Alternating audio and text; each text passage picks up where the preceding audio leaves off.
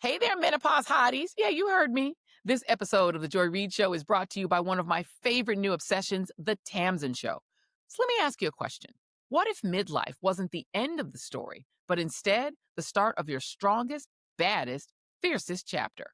On The Tamsin Show, Emmy-winning journalist and New York Times bestselling author Tamsin Fadal has the conversations too many women were never invited to. Hello, Gen X. In each episode, Tamsin is joined by powerhouse guests like Halle Berry and Stacey London, along with leading experts on dating in midlife, navigating divorce, and building real confidence for what comes next. And of course, that menopause dragon no one warned us about, but which we gotta slay anyway every day. Dracarys. Look, this isn't small talk, sisters. It's real talk, smart, unfiltered, and so relatable. Whether you're facing brain fog, hot flashes, or looking for a total life reset, the Tamsin Show is your guide to clarity, strength, and connection as you move forward. New episodes drop every Wednesday wherever you get your podcasts, because you shouldn't have to go through this in the dark, and you'll never again have to ask, why didn't anyone tell me? Listen to the Tamsin Show. Your strongest chapter starts here. And now, let's start the show. Here comes the track.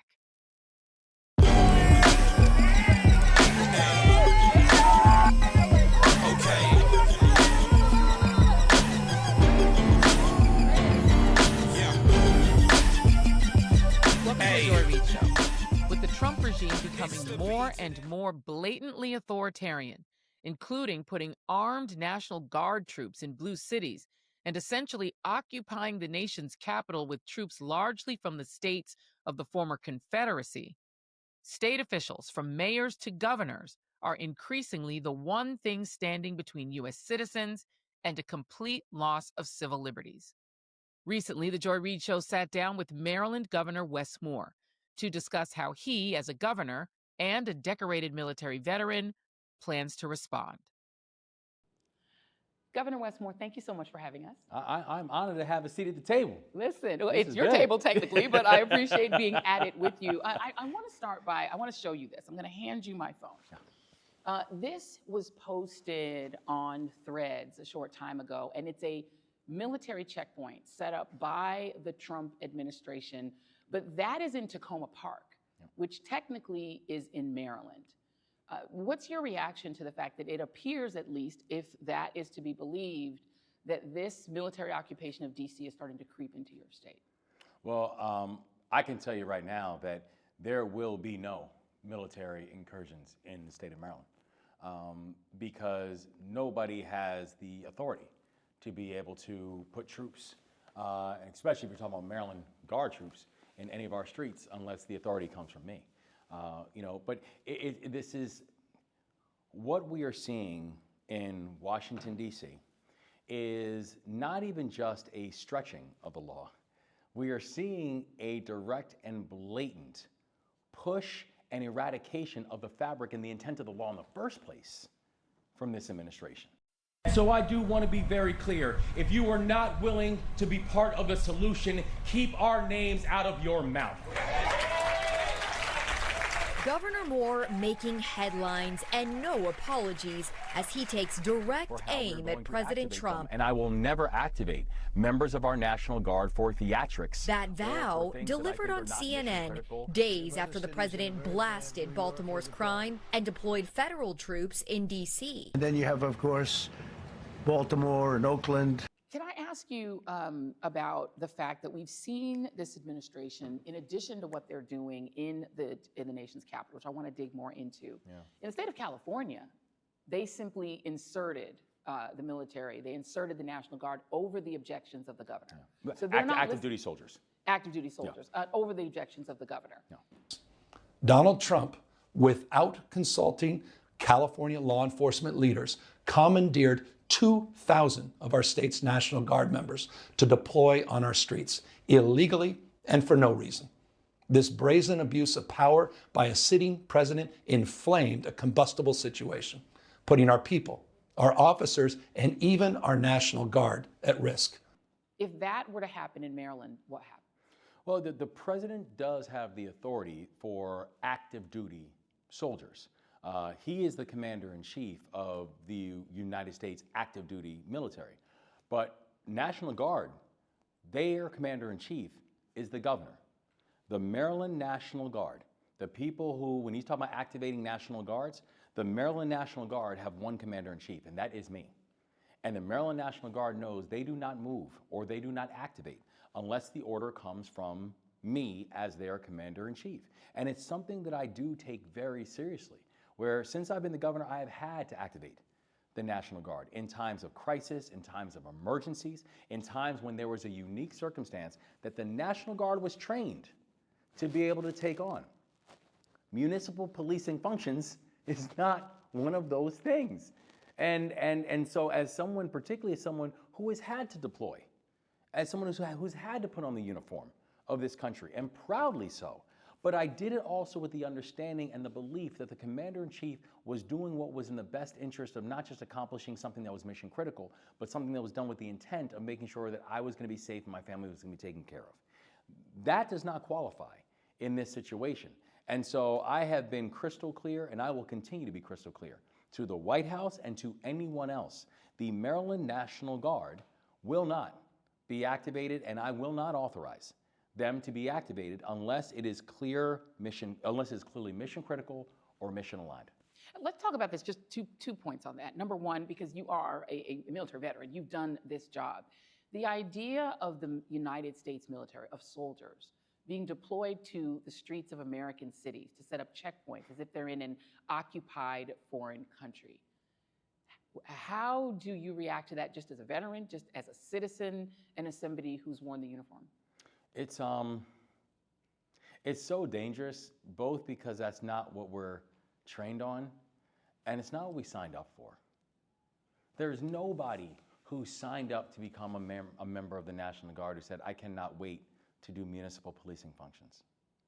If you wanted to do that, then you sign up for the police force, right? No one signed up and said, I cannot wait to be able to go to drill on the weekend or go have my AIT, my two-week training, to go focus on doing activities that, frankly, the United States military should not be destined for. And I heard that the President of the United States, came at me, basically saying that I don't know the proper usage of how to use the National Guard. Knowing my history as a combat veteran, as someone who's led soldiers overseas, and knowing his history, he should really sit that one out. Right. I mean, there's a posse comitatus act. It seems that it should be illegal for this to happen. It absolutely is. The United States military, under law, correct, under posse comitatus, is not to be used for municipal policing functions. That is a direct violation for posse comitatus. And so to see the President of the United States continue to try to stretch that law or try to declare emergency circumstances as to why laws need to be circumvented, one, unfortunately, is pretty par for the course for who he is. I mean, this should not be shocking. This is what's happened his entire life. But also, it is and should be very clear to anybody who understands the law and who follows the Constitution and who understands the training of our military personnel that this is a really dangerous abuse of power. So now let's talk about this just from the point of view of governors. We know that several other red state governors are sending their National Guardsmen to the nation's capital to do those very functions. You're talking about states like Mississippi, South Carolina, states that are in places that are flood zones, places where there could be national emergencies or could be statewide emergencies. Places that have higher violence rates. And higher violence, well, that too. But from a governor's point of view, as you look at what those governors are doing, what kind of a risk are they taking sending what could be very needed troops to DC for no legal reason? I mean, I have too much respect for the members of my National Guard to do that to them. I have too much respect for those men and women and their families. I have too much respect for the service that they're taking on and the sacrifices that they're taking on to put them in performative and politically driven operations. And to your point, that we are talking about a time when there are real emergencies that we potentially could need the National Guard for.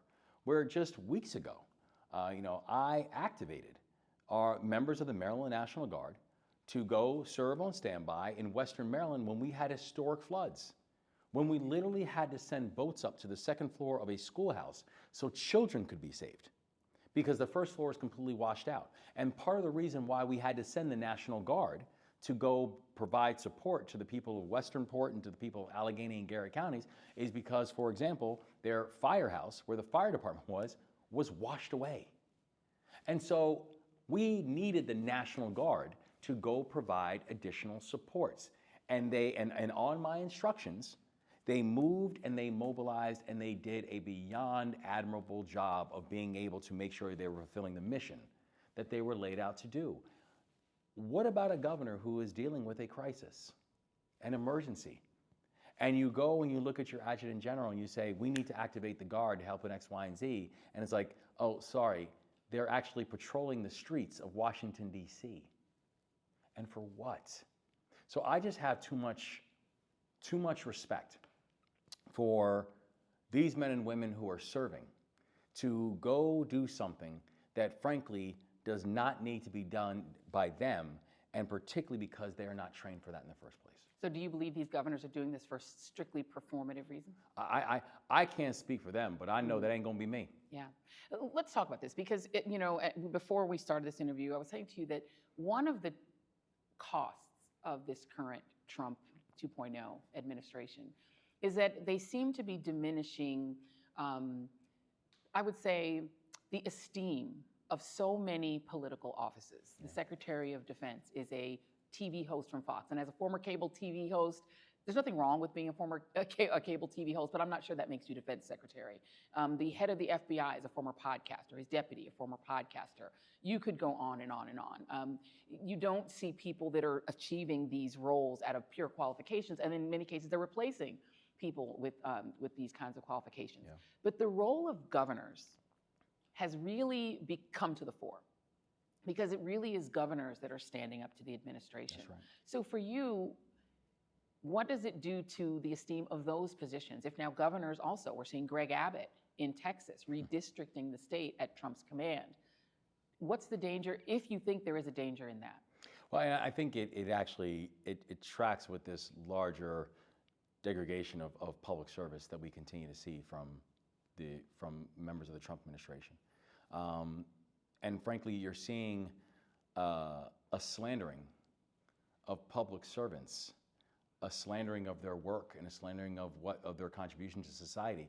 And it's being done by people who were never willing to take the same oath that they were able to take, and that they took voluntarily. That when you're firing federal workers, as we've seen now in Maryland,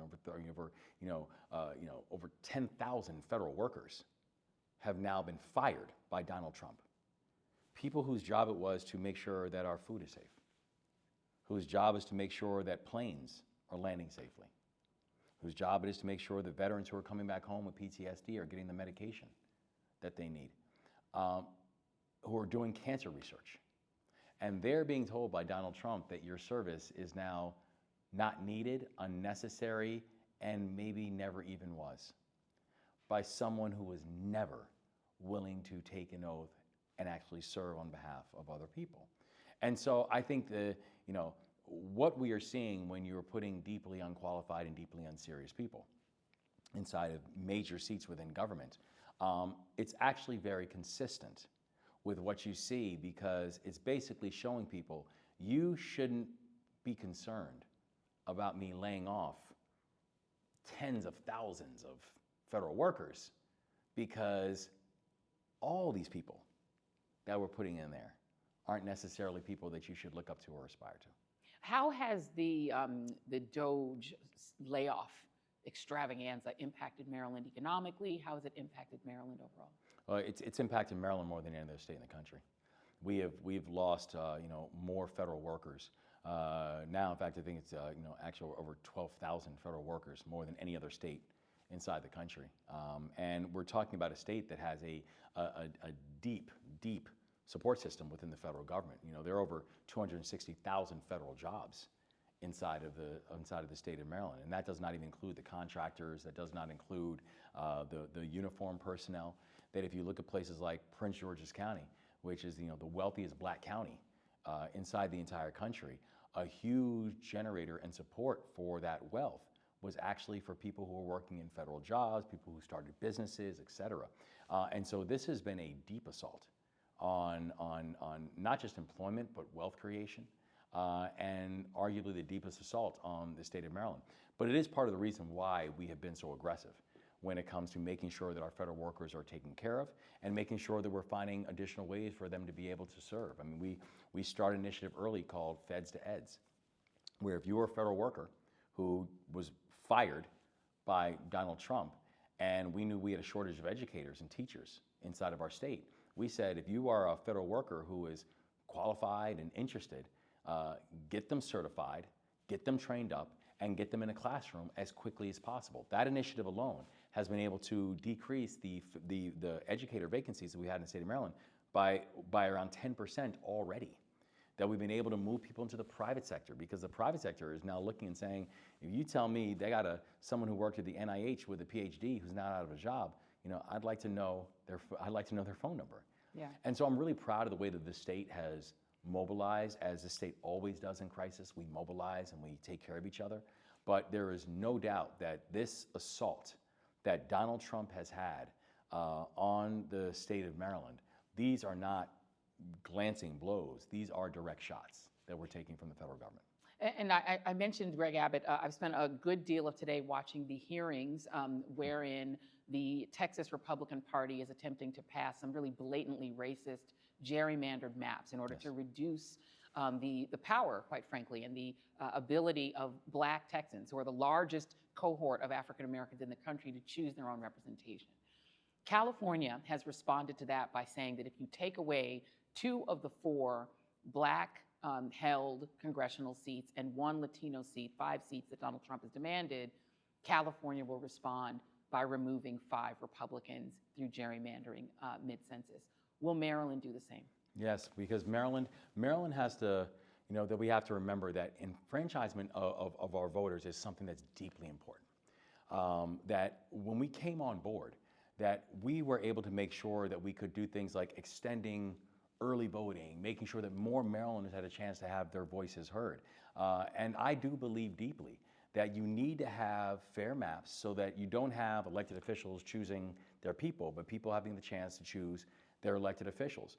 But I also know this: if the President of the United States is now in cahoots with certain states to be able to move and gerrymander maps, that is essentially saying that the only way that I can win is if I cheat, then there is no way that Maryland or any other state should then just have to sit on the sideline on principles.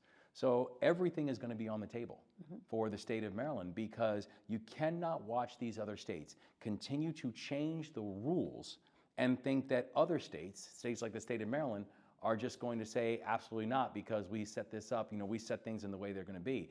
Everything is on the table for the state of Maryland. Now, of course, you clearly enjoy being governor. You're very proud of being governor, but I think the question everybody wants to know is whether you are interested in an upgrade. I know you're running for re-election, but have you thought about, and are you interested, assuming we have free and fair elections, which I think is a big asterisk on this, that we ever have free and fair elections again, are you interested in running for president? I'm not. At all? No, I mean, well, one, I have to tell you, I am so locked in right now. I have, like, it's so funny. People have asked, they're like, how are you doing and how are you dealing with everything going on, and the fact that the Trump administration is just, literally on a daily basis targeting you. And I said, first, how I'm doing is I'm blessed and highly favored. And second, how I'm doing is I've never had more clarity. I'm locked in. And I'm very clear about what the assignment is for me. I think that for people who are posturing for something 3 years down the line, or 5 years down the line, or 8 years down the line, my response to them is, you're not taking now very seriously, are you? You don't understand what's going on. You're not seeing the fact that we are watching families' legacies being changed overnight. Not seeing the fact that we are watching legacy projects being canceled, seeing the fact that we're watching prices rise on everything because of these random and arbitrary tariff policies, not paying attention to the fact that we are literally seeing how 250,000 Marylanders could lose their health care, have a health issue that then could end up shaping the future of your family for generations. So I am fully focused, and I'm not thinking about nothing else besides making sure that in 17 months, the people of the state of Maryland give me, say that we believe in the work that's happening, and we're thankful for the work that we've done as governor. We've gone from 43rd in the country in unemployment to now having amongst the lowest unemployment rates in the entire country for a year and a half. Our unemployment rate right now is 3.4%, about a full point lower than the national average. We've had amongst the fastest drops in violent crime anywhere in America. You look at Baltimore City. The last time the homicide rate was this low in Baltimore City, I wasn't born yet. Maryland's is amongst the states leading the nation in drops in violent crime. That we have had over 35,000 new businesses start in Maryland since I've been the governor, around 100,000 new jobs started in the state of Maryland. Like, Maryland is moving. And I am focused on making sure that there is nothing and no one who is going to stop the momentum that we're seeing in Maryland right now. I hope you're enjoying this interview, and hopefully you'll take this moment to hit the subscribe button below to keep more of this independent media coming your way. Thanks for your support, and now back to the interview. One of the things you talked about, some of the things that are being taken away and some of the risks that we're seeing with this administration in place. One of them is an attack on history, a pretty blatant attack on history. Not far from here is what they call the Blacksonian. We call the Blacksonian. They call it Namak. I object to Namak, but this is what they officially call it, the folks who work there. Donald Trump sent a missive to all of the Smithsonian museums saying that in advance of the 250th birthday for the country and the 250th birthday for the Declaration of Independence, he essentially wants the museums to change the way they're telling history, to do it in a way that fits with his executive order that essentially wants to suppress these histories, particularly of slavery. That's become a thing. We saw it on CNN, Jillian Michaels, who I think her expertise is sports, debating whether or not slavery was really all that bad. With those attacks on history, how do you preserve it for the students, the kids who go to school and to go to college in Maryland? I think you preserve it by making sure that you pass laws that can do that. I mean, I think it's one of the most powerful things about being a governor right now, is that governors, we don't just have to rail against what's going on. We can actually show what the alternative looks like. And so, for example, as Donald Trump came on board, and they were talking about how they want to ban books and ban histories and ban stories. Well, in Maryland, I signed legislation that actually bans the banning of books. You can't ban books in the state of Maryland because governors do have a unique role right now inside this moment to show what the alternative looks like. And especially because we know the garbage that they're talking about why they're doing this is so transparently foolish. This idea that we're doing it because we do not want to make people feel bad. We're doing it because we are trying to attack a woke ideology.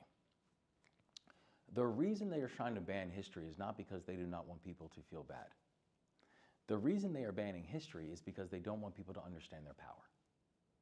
Because when you know your history, you know your power. The reason I walk into every room I walk into with my head high is because I know where I came from, right? I know my legacy. I know my history. And I know that every room I walk into, it's not because of someone's kindness or because of some savior. That every room I walk into is because that room got better because I walked in it and because that room was incomplete until I showed up, because I know my history. And that is why I think it is so crucially important for each and every one of us to make sure that this pushback against history, this pushback against the Blacksonian and everything else that we got going on, that we cannot tolerate it nor let it happen, that we have to use every single tool at our disposal to make sure that our children and every child knows the history that should be protected and lifted up, because that is going to be the thing that continues to remind us that even if you find yourself in difficult situations right now, that better days are ahead and joy does come in the morning. And the reason I know that is because I know my history. So one of the things I think that people who are defending that history and going through it and really looking at the consequences to people who look like you and me, to the history of this country, is they're saying there really needs to be a real repair. There needs to be reparations, that actually needs to happen. The late Sheila Jackson Lee fought for it. Ron Dellums fought for it. It's been a cause among many African-American intellectuals, et cetera. Absolutely. There was a bill in this state that would have done a study on reparations. You vetoed that bill. Can you tell me why you vetoed it and where you stand on whether or not African-Americans should receive reparations for slavery? Yeah, I mean, I have a deep respect for the work that the Legislative Black Caucus did on this bill. I also have a fundamental disagreement as to what is needed in this moment, and where the bill talked about a 2-year study that would then present to the governor. And my point is this: I am the governor, and I don't need 2 years. What the people need right now is action. And I'm proud of the work that we've been able to do in partnership, where since I've been the governor, that we've now invested over $1.3 billion into Maryland's HBCUs, which is a 60% increase than anything my predecessor got done in 8 years. That we have been able to do the largest mass pardon in the history of the United States of America, where I pardoned over 175,000 misdemeanor cannabis convictions, knowing who that was primarily impacting. That we were able to provide over $400 million going to communities that have been suffered the historical legacies of redlining, of unfair appraisal values, of mass incarceration, of the legacy of Jim Crow, and saying that these are the communities that are then standing in the front of the line with our Just Communities initiative for $400 million to make sure that we can continue doing the work of repair. I believe deeply in the work of repair.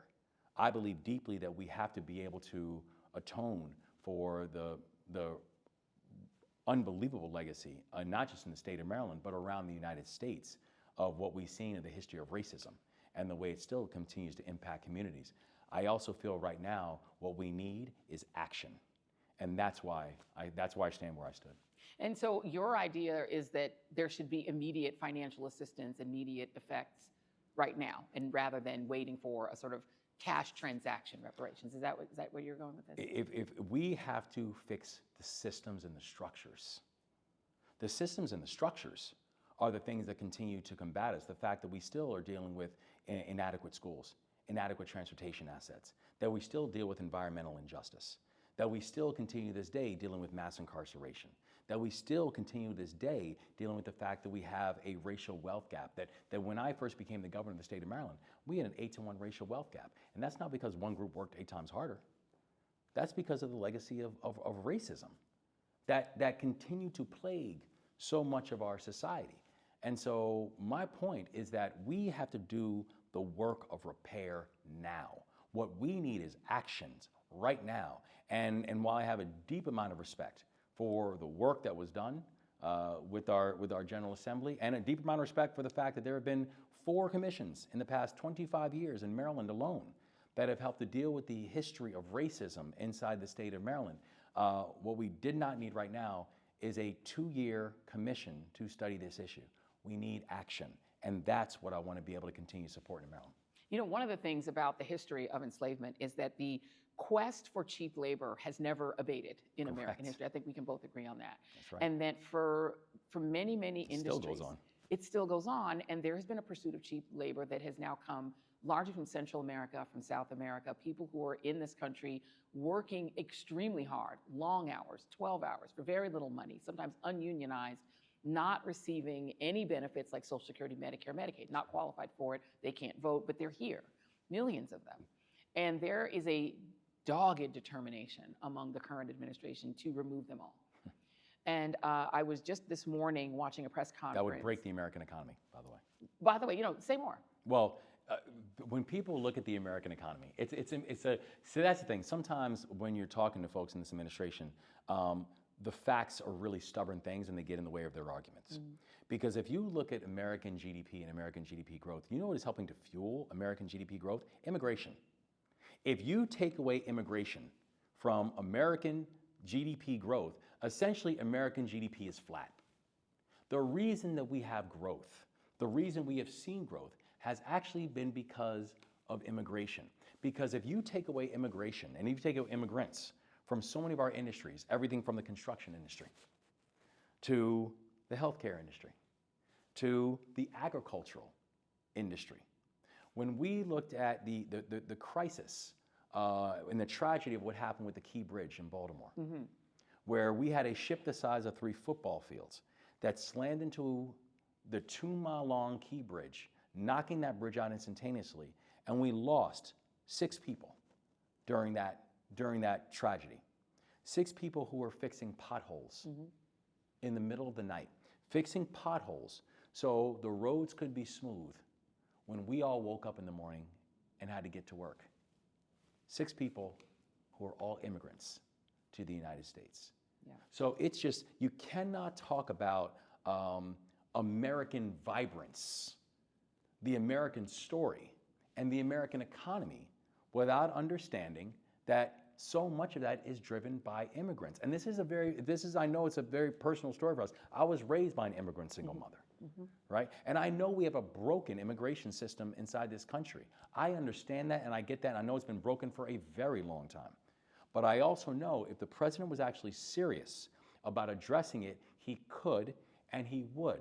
The problem is he won't, because he's actually not serious about fixing the problem. He's serious about demonizing a group of people for a measure of political gain. Right, and I want to, because I think we share this. We both were raised by immigrants, and Yes. We understand the immigrant story. And I think your family can attest, as mine do, that it took my mother 16 years to get her citizenship. And there is this pull of American industry that is pulling undocumented people here. It's not as if they're making this up on their own. The demonization, though, of the border has been very successful among Republicans. It is their best issue. How do you protect immigrants in a state like Maryland, where you've made the point, they're very important to the economy, when people are demonizing them simply for being here and saying, well, they didn't do it the right way, they deserve what they're getting? First of all, this demonization is real and it's horrific. And it's unfair. Because, and you bring up a really important point, because do you know who I hear that from? In addition to many of the immigrant families who we are interacting with and the immigrant families who we protect, I also hear from employers who are saying, you know what, I had a person from Haiti who was doing really good work and now has not shown up for 2 weeks, and like, this is hurting my business.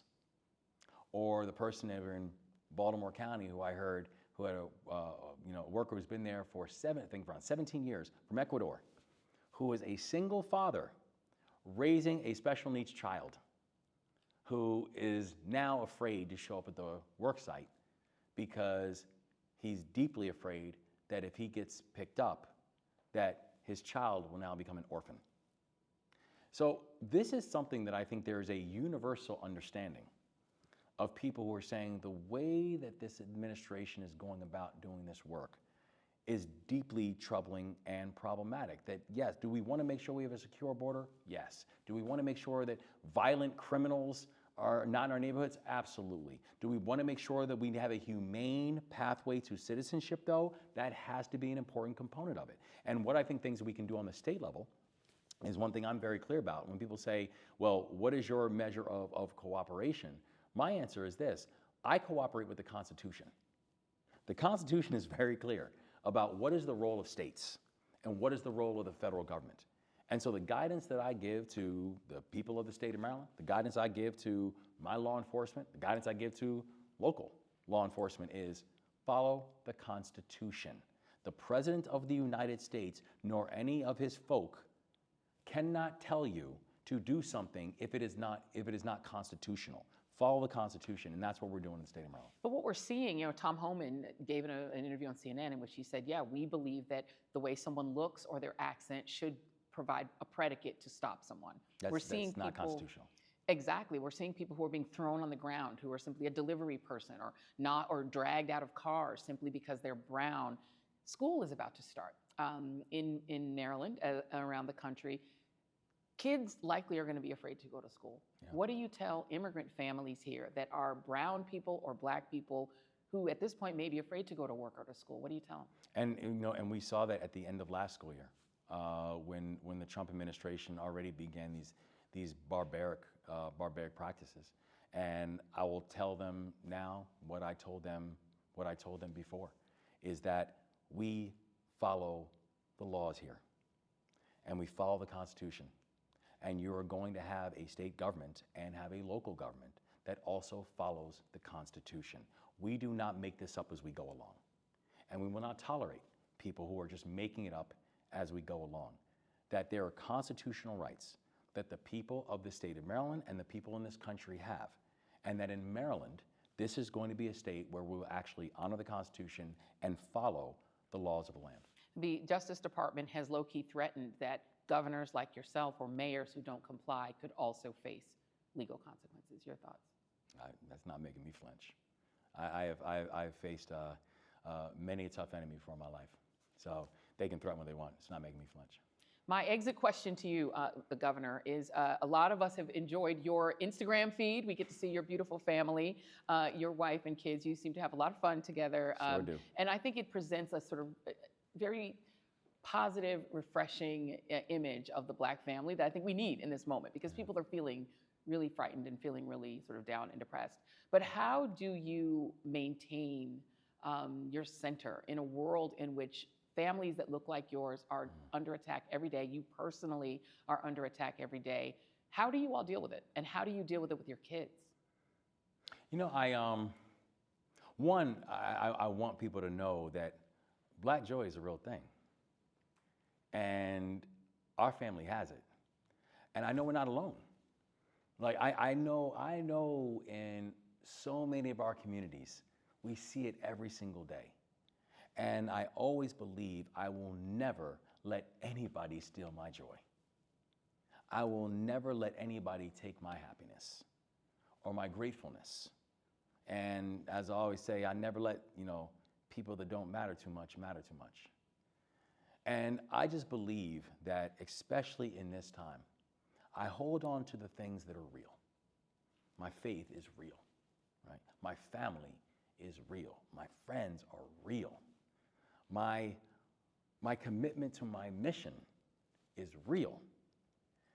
No one has the right or authority or, frankly, the power to take that away from me.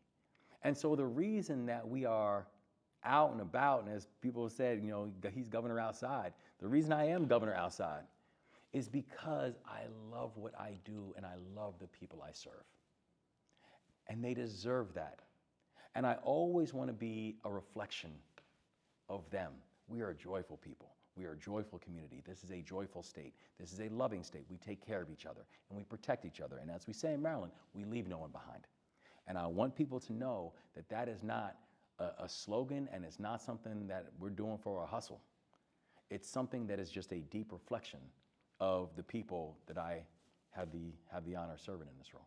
Governor Wes Moore, thank you so much. We appreciate you having us here and letting us be in the portrait room. I was suggesting different hairdo assortments that you might want to avail yourself of. I'm picking up my wig. Think about the wig. I'll get a wig. You'll get a wig. We'll be wigged together. Thank you very much. Thanks, Joy. Thanks. Many thanks to Governor Wes Moore and his staff. Stay tuned to The Joy Reid Show for more in-depth interviews and content related to what so many Americans are doing to try to save our democracy. Thanks for watching, and don't forget to hit like and subscribe, and see you on the next The Joy Reid Show. Getting back to the basics, grassroots level. Let me dig a little deeper with the shovel. Plenty can't tell the forest from the trees, and I'm hard to detect, like a black hole in the dark. Injustice anywhere, it's a threat to justice everywhere. Let me make this clear, I got a bone to pick, and I'll never fear the threat of poverty. They don't want to talk about it, they rather party, so I'm a real talk about it, for sure.